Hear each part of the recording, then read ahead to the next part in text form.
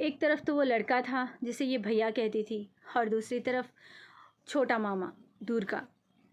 वो अलग डरा चुका था इस लड़की को कि तुम अगर हाँ में जवाब नहीं दोगी तो तुम्हारे मम्मा को सब बता दूंगा। लड़की हैबत में इस चीज़ को एक्सेप्ट तो कर लेती है।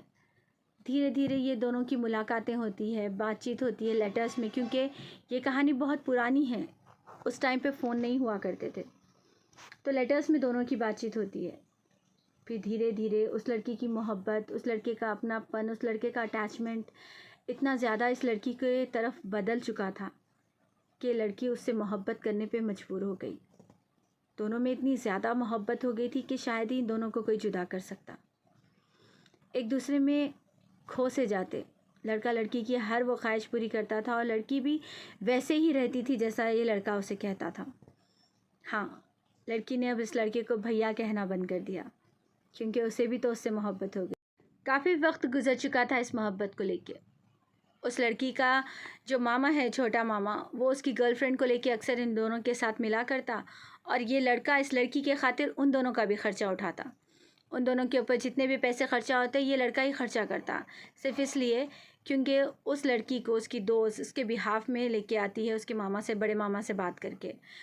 तो इसलिए वो लड़का इन दोनों के भी खर्चे उठाता, और इन दोनों के चक्कर में वो दोनों बहुत ज़्यादा इन्जॉय करते थे। ऐसे तैसे करके 10th ख़त्म हो गया और लड़की का सिटी आना बंद हो गया। वो डिस्ट्रिक्ट में चली गई अपने मम्मा के पास, तो वहाँ से उसका फिर इस लड़के से मिलना जुलना बहुत कम हो गया। ये दोनों बहुत ज़्यादा बेचैन हुआ करते थे, क्योंकि उन दोनों फ़ोन भी नहीं थे कि ये दोनों एक दूसरे से बात कर सके।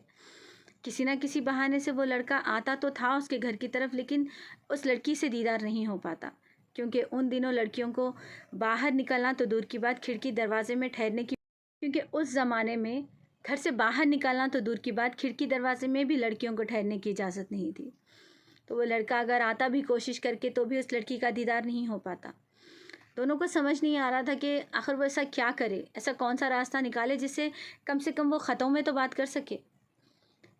फिर हुआ यूँ कि उस लड़की की छोटी बहन को कॉन्फिडेंस में लिया गया। लड़की की छोटी बहन को सब बताया गया कि मैं उससे मोहब्बत करती हूँ, वो मुझसे मोहब्बत करता है, तो क्या तुम एक काम कर सकती हो, क्या तुम मेरा ख़त उस तक पहुँचा सकती हो, क्या उसका ख़त मुझ तक ला के दे सकती हो। ये चीज़ लड़की की छोटी बहन को कुछ समझ तो नहीं आई, लेकिन वो सिटी के स्कूल में ही पढ़ा करती थी।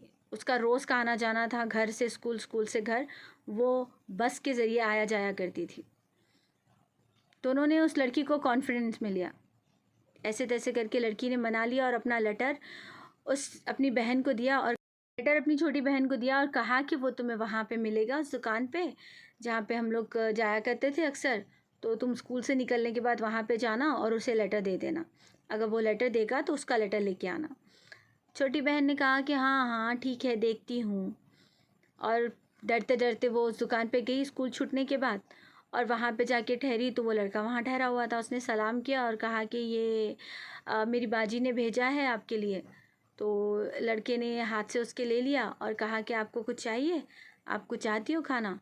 तो वो कहती है कि नहीं नहीं, मुझे कुछ नहीं चाहिए। लड़का कहता है कि आप 1 मिनट रुक जाओ, मैं आपको कुछ देता हूँ, आप लेके जाना साथ में।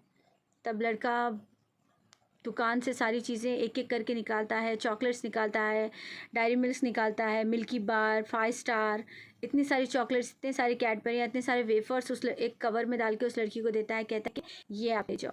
तब लड़की पूछती है कि ये बाजी को देना है।